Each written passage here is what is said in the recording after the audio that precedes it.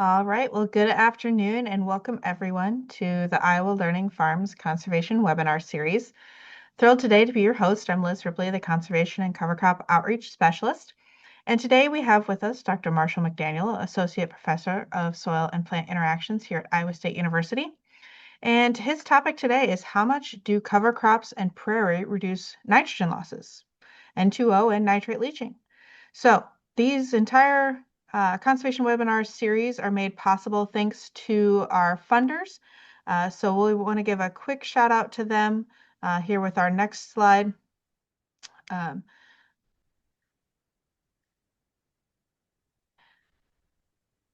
There we go. We've got our Iowa Department of Agriculture and Land Stewardship, the Iowa Department of Natural Resources, the Iowa Nutrient Research Center, and the Leopold Center for Sustainable Agriculture. So thanks to those great partners and many others over the years that continue to make these webinars possible. And with that, at any time, if you have questions, feel free to submit them in the chat and we'll get to Q&A after Dr. McDaniel's presentation. Thank you so much for coming today. Thanks, Liz. Thanks for the invite, and thanks to Matt for the invite. This is the title slide, and obviously my title's a little bit cheeky, presuming that both of these reduce nitrogen losses. You'll see that's not always the case for cover crops. I'll talk more about that later. But before I talk about that, I want to thank a few people. Many of them are listed on this slide here already, particularly Hyunji Song and Matt Helmers.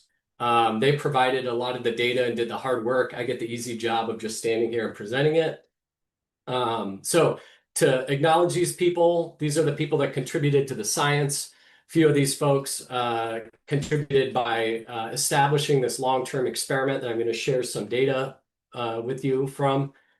Also the AE farm staff that keeps the Cobb's experiment comparison of biofuel systems running. I'll talk more about that in a moment if you're not familiar with it already. And then thanks some funders over the years, including ConocoPhillips, College of Ag and Life Sciences, at ISU, the Iowa Nutrient Research Center, Center for Leopold Center for Sustainable Ag, and USDA NEPA project, particularly Grass to Gas project, led by Dr. Schulte Moore, and that generated some of the data that I'm going to present to you on the N2O fluxes in particular. So speaking of N2O fluxes, that's one of the two forms of nitrogen loss that we want to try to avoid. I've spent many years of my life, at least a couple decades, looking for the best nitrogen cycle. There's always little details that I'm not 100% happy at, but this is the one that I like the most.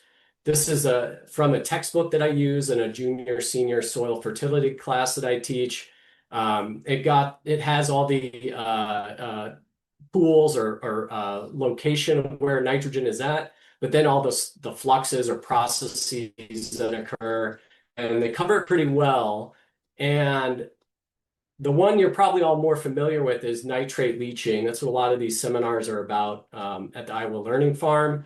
So I'm going to talk about that one. I'll cover that a little bit, but the one you're less familiar with, and there are several pathways or forms of nitrogen loss to the atmosphere as gases, and nitrous oxide is the one that is the most serious and probably a big, or not probably, a contributor to climate change. I'll talk more about that. But let's talk about the problem with nitrate. So nitrate is produced from natural processes. Soil organisms called nitrifiers turn ammonium into nitrate, but in excess, it can have some negative consequences. So the process I mentioned is called nitrification. Nitrate's also an essential plant nutrient. It happens to be negatively charged. The problem is, so are soil particles, so it's very mobile.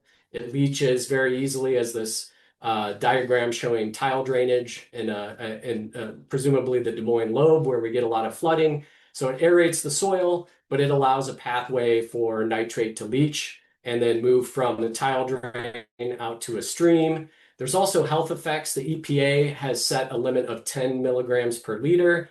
And the big problem with, from a water quality standpoint, that's not directly impacting human health is eutrophication. So many of you know this process already. So just to kind of reemphasize it, When we get an increase in nutrients like nitrogen, you get increased algae. That's because nitrate, as I just mentioned, is an essential plant nutrient. That algae dies, we get a decrease in oxygen, and that's when you get your problems. So many of you are familiar with that already. I'm going to talk about nitrous oxide.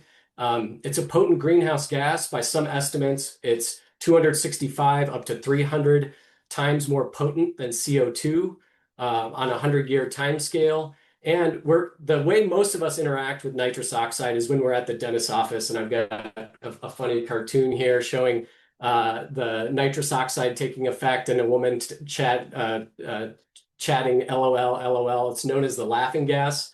As the title for the talk and some of the press release, nitrous oxide is not a laughing matter, though. However, when it's emitted from soils, this pie chart shows the breakdown of the United States greenhouse gas contribution. These are all the different sectors of our economy. Agriculture is this slice that's been pulled out by the EPA. If we look at this further, there are some contributors from direct CO2 emissions, but also direct methane emissions and some direct nitrous oxide emissions. Let me change this to the laser pointer because I've been told sometimes my pointer doesn't always show up. And then if we look at within that, about 75% of those emissions are from soils and soil management. So it's a serious contributor to climate change, but the good news is that we could do something about it. And that's the topic of this talk. How much do cover crops and prairie reduce nitrogen losses? This is a photo, a drone image, or maybe taken with a plane at the time. Drones weren't that common when this experiment was first established. This is the comparison of biofuel system experiment. It has 5 treatments. The business as usual treatment, corn and soybean, also the soybean corn phase of the rotation. It also has a continuous corn. So these are the more common practices. And then we have a couple practices that are looking at perennializing or extending the length or duration that a growing plant is in the soil. So one that many of you are familiar with, so growing a winter cover crop like cereal rye. And then 2 others that maybe you're less familiar with from a cropping aspect is cropped prairie. So I'll talk a little bit more about where cropped prairie can fit into agriculture systems in a moment. But there's an unfertilized crop prairie and a fertilized crop prairie, if I can spit it out there. And that one gets nitrogen fertilizer. This is a little bit of the specifics of this experiment that was established in 2008 by my colleagues, Matt Liebman, Matt Helmers, Michael Thompson, and others. And this is showing kind of average planting dates of all these systems. The prairie was just planted once in 2008. Harvest dates, so when the corn is harvested, nitrogen fertilizer rates, none for the fertilized crop prairie, corn grain, bushels per acre, stover biomass, stover or biomass, so only biomass that's harvested from the cropped prairie, and then cover crop biomass, which we've got a wide range from 356 over 3,000 pounds per acre of that cover crop. Okay, a little bit more detail about what makes Cobb special. It's individually tile drain plots. So these photos are courtesy of Matt Helmer. So if you look at the plots, it's arranged in a randomized complete block design with 4 replicates. That's what these blocks, rectangular blocks, are here. And each of the individual colors are the plots. And then at the bottom of these, or actually they're at the top, they're the north end. I've just reversed it for this picture here. There are these sump pumps that you're probably familiar with that have tile drainage running from the individual plots, and then non-perforated that run. So each of these sump pumps is collecting water and the nutrients that are draining from both of these plots. This is a diagram that Matt Helmers and others have published, and then a photo of what one of those sump pump systems looks like. We could collect Matt's group collects these on a weekly or bi-weekly basis, and showing the fertilizer or where the samples are collected. Okay, let's start talking about some results. So this is data that were published last year. Matt Liebman and Matt Helmers published this in a paper in Agronomy, a journal. So from 2010 to 2022, 12 years of the experiment, they found that cover crops on average reduce nitrogen loss by 18%, and prairie essentially eliminates nitrate loss. Now, let me walk you through this figure. These are the years on the bottom are x-axis, and this is the tile drain nitrate losses. Excuse my metric units. Kilograms of nitrogen per hectare per year is about, or pounds is about 90% of kilograms of pounds per acre is about 90% of kilograms of nitrogen per hectare. The continuous corn I want to draw your attention to is in the yellow square. The corn with rye is in the green, and then the unfertilized and fertilized prairie are in the triangles with the solid blue and purple line, respectively. A couple other graphs are going to use that coordination, which is why I wanted to highlight it. But again, cover crops reduced by 18%. There are some years that the cover crops actually don't reduce leaching. This wetter year in it looks like 2014 or 2013. And then this year over here, but on average, you get about an 18% reduction, and prairie essentially eliminates nitrate loss. Okay, so now let's compare this to other studies. So when my students are writing up their research, I often tell them the best place to look for context for your research is for meta-analyses. And some of you might be familiar with these. Meta-analyses are just studies of studies. They have a particular way of doing these analyses, and there's a particular way that they show data. They typically show where most of the experiments are that they've collected and meta-analyzed are from. In this particular instance, most of the studies are in the United States, and in Europe, there's maybe a couple down in New Zealand. So these are studies that have measured cover crop effectiveness in reducing nitrate leaching. So we could put our findings in context. So 41 studies around the world, mostly US and Europe, as I mentioned, show an average of 68% reduction. So they use other species. So genera, I think Poaceae is the genera. These are genera, and then different, or no, this is family, and this is different genera of cover crops.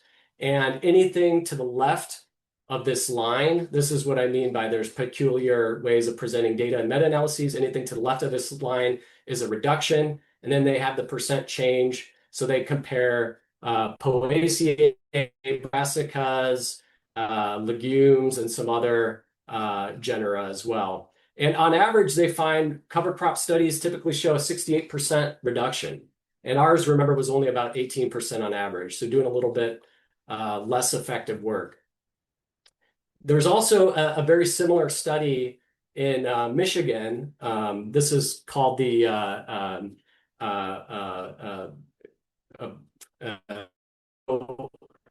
forget the name of it right now, but it's at the Kellogg Biological Station Long-Term Ecological Research Experiment.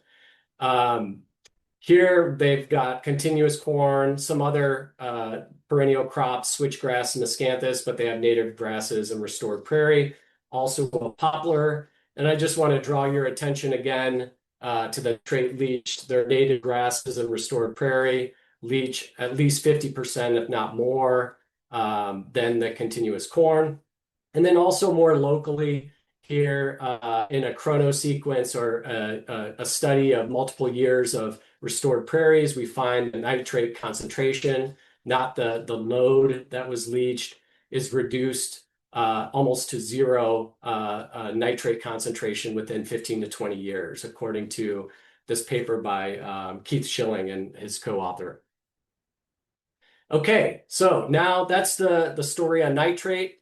Now I'm going to shift gears a little bit and talk about nitrous oxide emissions. So again, remember this is a potent greenhouse gas. We use this method of putting a chamber or lid on top of the soil, and then we can collect the emissions that gather under this lid. we have equipment that hooks to our phone, and we can see it. Here's Hyunji showing a fellow PhD student how the system works. And if you want more information about the system, actually tomorrow, Hyunji is going to be giving the virtual field day. And she'll be talking a little bit more of the methodology of N2O emission measurement and some of the more details of what I'll cover here in the next few slides. Okay, so again, same color schemes, continuous corn in yellow. The cover crop is the green with the diamond. The two prairies are the upside down and regular triangle. And then you can see the N2O fluxes. This is in grams of nitrogen per hectare. These dashed lines show when the fertilizer was added. So the prairie was fertilized here at 112 kilograms of nitrogen per hectare. So that's 100 pounds per acre. And then the corn planting, we add some nitrogen at planting and then side dressed later at side dress in late June. And you can see the emissions, the corn, and even the cereal rye peak after that side dress emission, where most of the fluxes come in, and I'll get to that in a moment. And then we have oh, sorry, I meant to mention that this was Hyunji's work in 2024. She collected samples in 2025 and actually has a few more data points that aren't included in this graph, but showing similar trend, not much of a bump from the adding 112 kilograms or 100 pounds of nitrogen to the prairie, but we get a slight bump at planting when the soils are still cold and corn's being planted, but then most of the emissions after the side dressing. And then what we can do, and many folks do this as well, is basically kind of tally up the emissions. We call this cumulative nitrous oxide flux. And so this is the cumulative flux, same timelines as above. Here's 2024. So at the end of the year, about 0.2 of a kilogram is emitted from the unfertilized prairie, about 2 from the fertilized, and around 2 for the cereal rye, 4.6 for continuous corn at the end of 2024. However, there were a couple things that were peculiar to us. One was this large emission. So we're looking into what that might have been. There could have been some freeze-thaw processing or some soil processes that occur later in the fall that contributed to this nearly doubling of what would have been a normally low flux that year.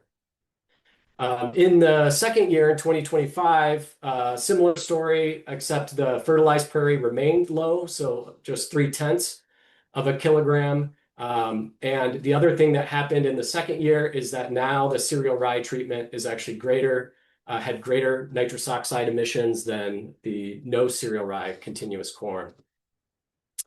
Okay, so again, we look to meta-analyses to find out where our study compares to others. This was a nice meta-analysis done by Andrea Bache. She's now faculty at University of Nebraska, and co-authors here at Iowa State. This is showing, again, this line in the middle at 0 means everything to the right of it, cover crops increase N2O emissions. Everything to the left, cover crops reduce N2O emissions. And these were the factors listed under here that increased or decreased emissions. And I'll kind of walk you through that. Nitrogen fertilizer rate is probably no surprise, as you saw as a major factor, especially when it was applied later in the growing season, increased emissions. Whether or not the cover crop was a legume versus a grass, legumes tend to increase N2O emissions. Tillage, but it interacted with nitrogen fertilizer, so some tillage can actually reduce N2O emissions. No-till and interacted with fertilizer rate to affect whether it was positive or not.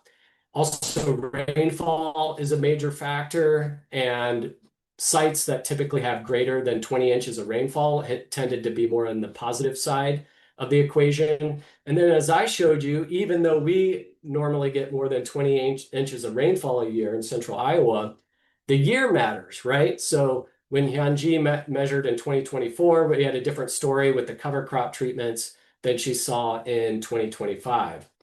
Again, looking at some neighbors, that experiment that I mentioned, um, for the comparison with Prairie, our neighbors are in the Midwest, somewhat neighbors in Michigan.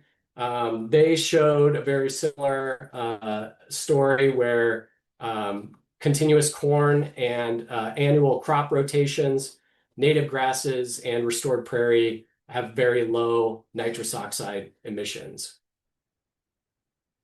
Okay, let's start bringing this all together. It looks like I'm doing good on time. I still got a couple minutes here.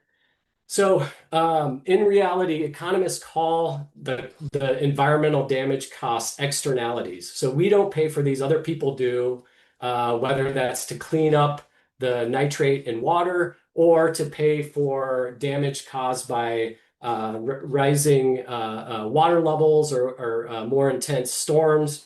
But scientists have estimated this environmental damage cost from nitrate or nitrate leaching over here and nitrous oxide emissions. And we use these numbers that came from Johnson et al. So it's about $14 for nitrous oxide per pound of nitrogen loss and $16, $17 pound for nitrogen leaching.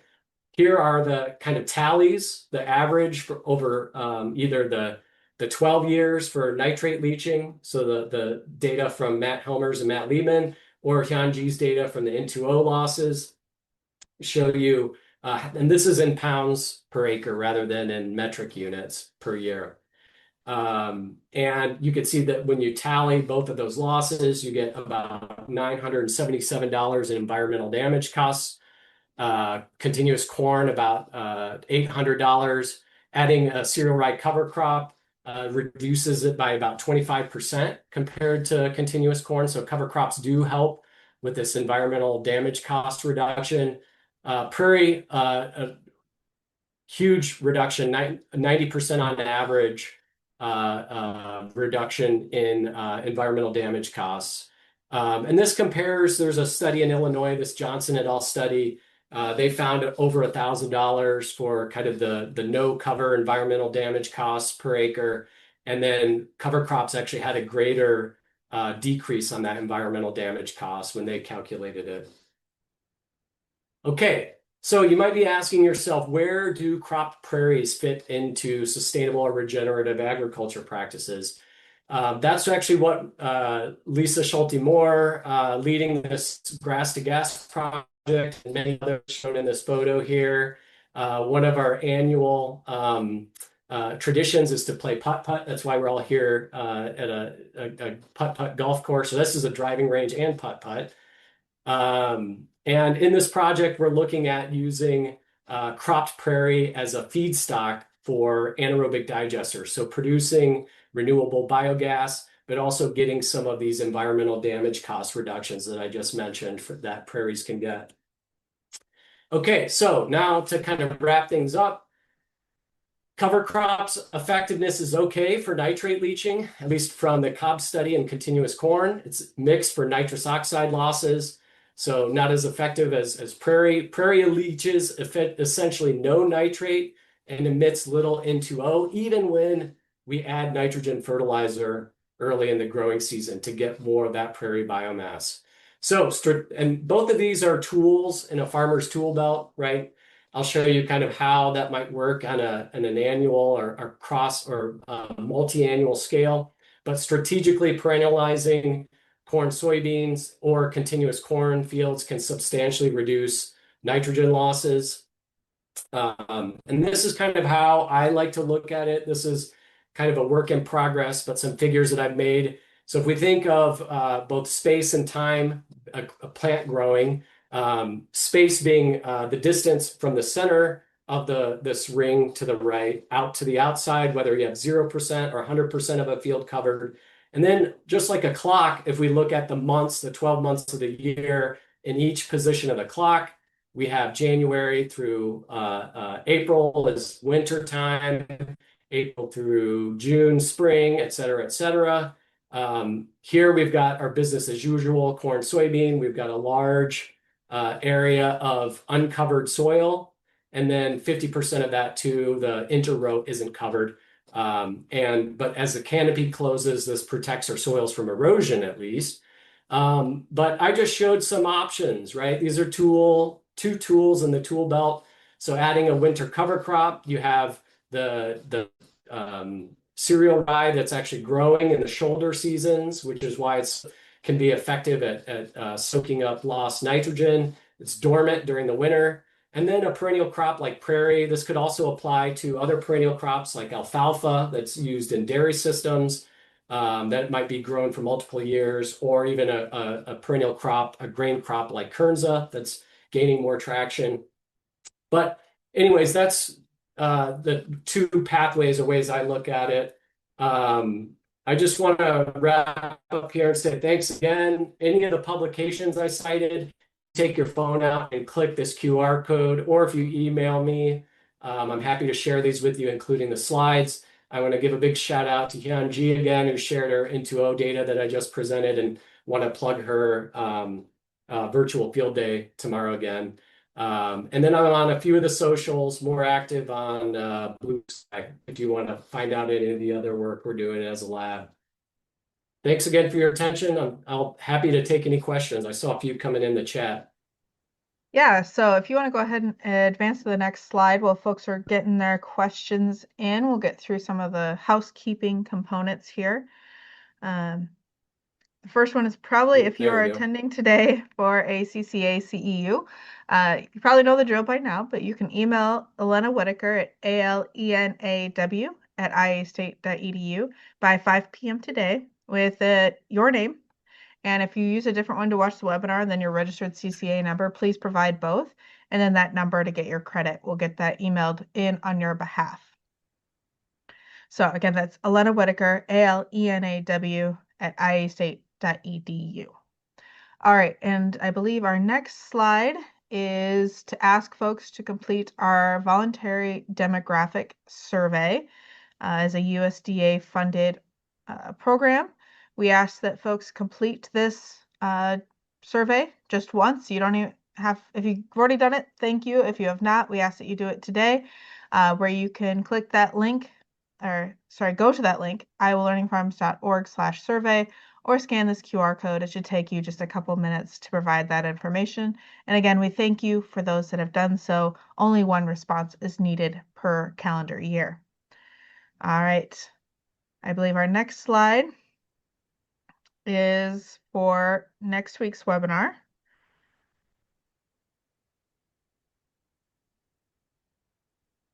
There we go. We've got Kevin Keener from Minnesota Department of Agriculture, a hydrologist there, going to what decade are we measuring? Provocative question there. Improved understanding of groundwater age and nitrate trends, specifically in Minnesota's karst region. So that's really exciting. And then if you want to go to the last slide there, as folks are getting their questions in, fast and furious, it looks like. We've got all of our webinars archived on our website, so you can visit us, click the webinars button, you can find them there. You can also search us on YouTube. So we have a specific YouTube channel where you can find all of the webinars back to 2021, and they're sorted by year and topic there. And now I do believe the last slide is information for tomorrow's virtual field day. So our webinars are at noon, tomorrow's at 1 p.m., so mark your calendar. You can find the Zoom registration information on our events page at iowalearningfarms.org/events-1. All right, so let's get to some questions here. So some clarification back on the management at Cobb's. Their question is that your table showed higher fertilizer for your corn soybean rotation than continuous corn. Is that correct? Yeah, and that's just including I think there was a little footnote at the bottom of that table that was just for the corn year. So if you average it, so you divide it by 2 would be the long-term average if you include it over a 2-year average. Gotcha. But yeah, I'm glad somebody caught that. So for the continuous corn with cover crops, they're asking when they were terminated. Was it a planting green situation or planting after cover crop termination? It's after termination. So we try to abide by Iowa State's recommendations, 10 to 14 days before planting. So Matt Woods is the one that does all the work out there. So he'll terminate and then try to plant after that, permitting weather, but it's not always exactly in that window. And I'm guessing the answer here, but there's a couple of questions. Curious why there wasn't a corn, soybean plus cover crop included at this site to go along with the corn, soybean without cover crop. Yeah, I wasn't at Iowa State when the folks were established this experiment. One of the things, it costs a lot of money to install that infrastructure for tile drainage systems. And so you're limited on the number of treatments you can do. And because it was during the midst of the ethanol boom, I think the idea was corn stover as an ethanol source, and then adding a cover crop to that to look at the main effect. And there are other experiments managed by Matt Helmers that has corn soybeans with the cover crop in it. But yeah, and I could direct people to those studies, or Matt can, that have the cover crop in a corn soybean rotation. There's a couple questions specifically wondering about the side dress application. How was it placed, injected, surface for the nitrogen? Yeah, it's injected, and we use so we add 100 pounds or 80 pounds up front, or maybe it's a little less than that. And then we use the late spring nitrate test to guide the side dress application rate. So that's why it ranged. Um, but yeah. So question specifically about the prairies here. Have you accessed any studies that look at losses for grazed prairie? This was fertilized versus unfertilized, but any looking at grazing it. No, but we've been talking about potentially doing that out at Cobb's. We've invited, and maybe some people on the call. It might have been the person that asked that question. We've been thinking about changing up some of the treatments, and doing kind of a next generation or Cobb's 2.0. And that was actually one of the treatments, is maybe getting some grazing on these small plots, which would be really interesting and tie back to that circularity. And then I think it'd be one of the few grazing tile drainage experiments too. There aren't very many out there. All right, I'm trying to kind of group some of these questions that I think are similar. So curious why you think the cover crops in certain years in this study increased N2O emissions. They're terminated in the spring and they emit mid to late summer, uh, and why there was maybe some variation between previous years and then, like in 2025, there wasn't a decrease in NO2 without cover crops. Yeah, it's really peculiar. I think it's a conflagration of many things, or a mix of many things, to use a bonus word. But it's a mixture of temperature. So, optimum temperature for microbial activity. Also, moisture needs to be kind of right in the right zone. And also, one factor that's garnering some more attention is labile carbon as a source of energy to those microbes that are producing nitrous oxide emissions. So nitrifiers and mostly denitrifiers.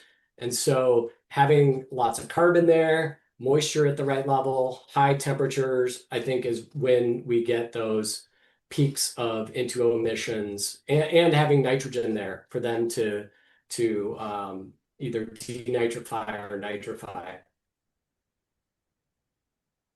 So And that's why I think that explains why we saw differing results, probably because of the differences in those conditions. maybe a little speculation here, but do you think a hayed cool season grass field, like a hayfield or pasture that is cropped, would reduce nitrogen in the same way as a prairie? Yeah, I kind of alluded to that in my second to last slide. I think any perennial pasture plant, probably alfalfa, um, might have at least a pretty substantial impact on both N2O and nitrogen leaching. There's been some work on that, and it's a bit mixed. It kind of depends on the weather and the year and many in those situations. But at least for nitrogen leaching, it's been shown in a nearby site that alfalfa has a pretty good effect on nitrate in groundwater. Some folks on the call might be familiar with Marsden agriculture diversification experiment. I might have even given a Iowa Learning Farm talk on that experiment before. So actually going kind of back towards your earlier slides here, a question curious about the corn soy rotation apparently having more leaching of nitrate versus continuous corn, given the general benefits of rotations. Any hypotheses here? Yeah, I I don't know. My guess is that potentially a maybe mineralization, enhanced mineralization that might occur.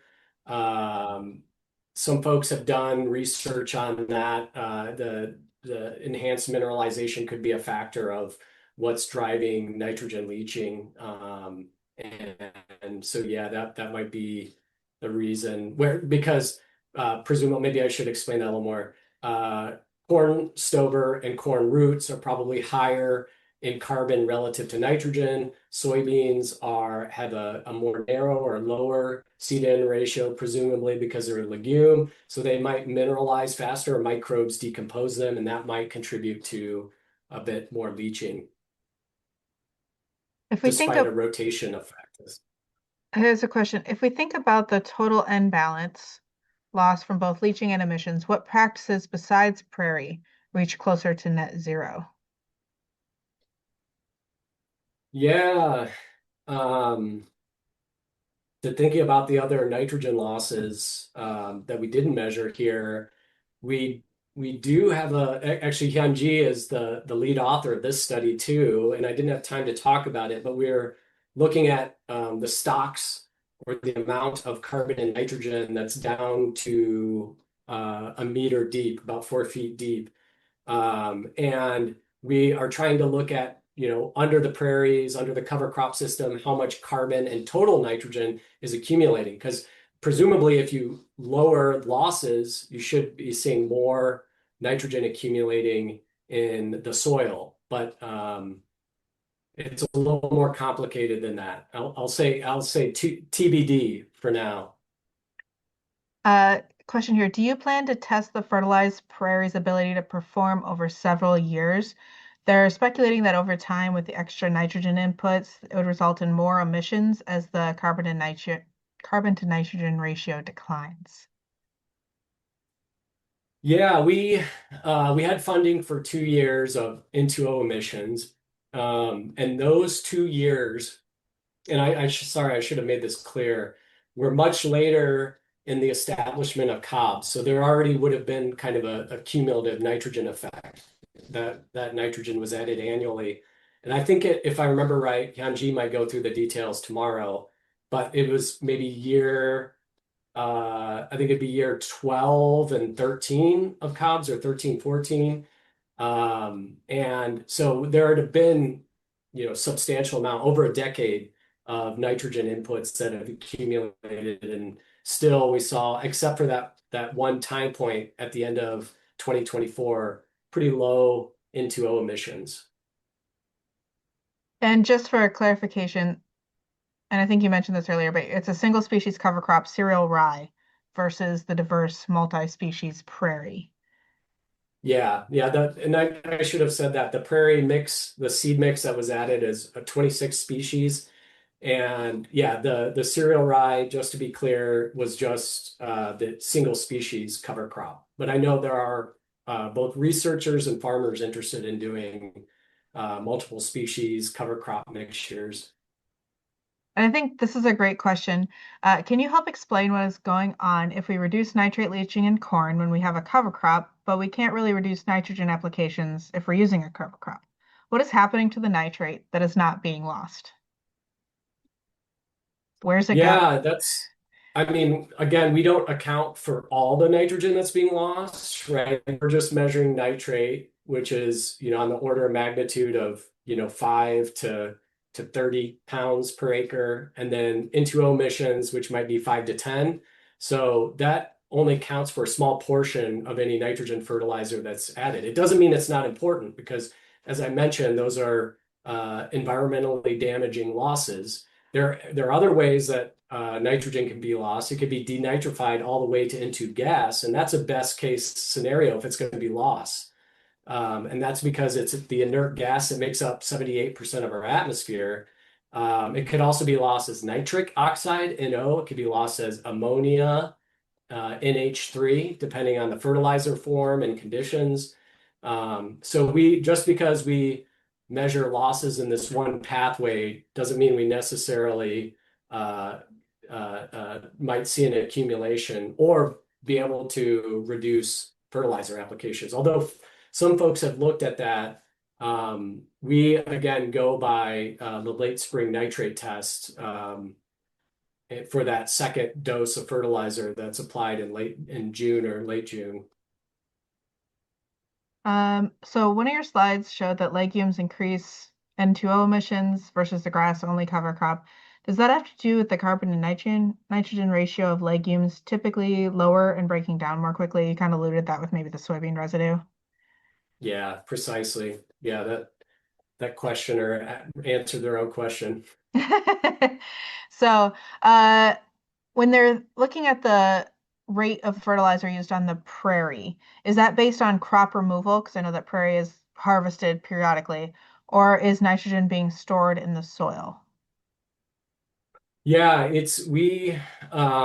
again, this is something TBD. We're working on that data right now. We're looking at what nitrogen has been stored in the soil and from that experiment.